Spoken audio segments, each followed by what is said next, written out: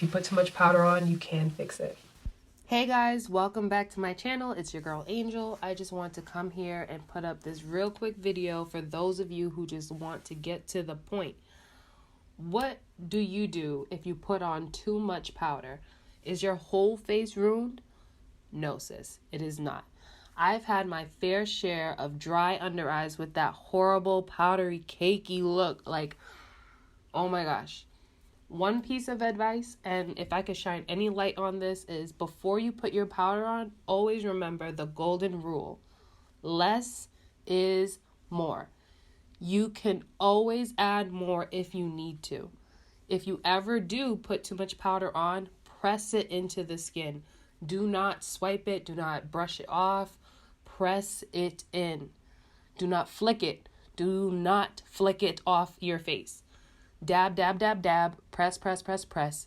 In the past, I used to brush it off and there would always be this cakey, dry look underneath my eyes. And I've already have the honor of having designer bags and that whole tired look to my face.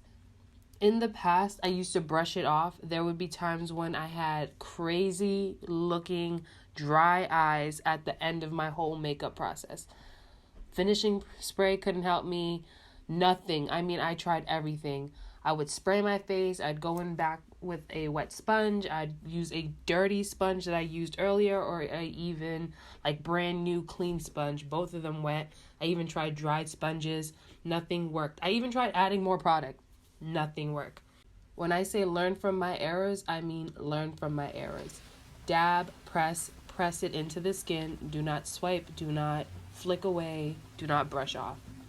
That is it. Love you guys. Don't forget to like, comment, subscribe. Hit me up on Instagram. And don't forget, don't let anyone dim your light. Peace.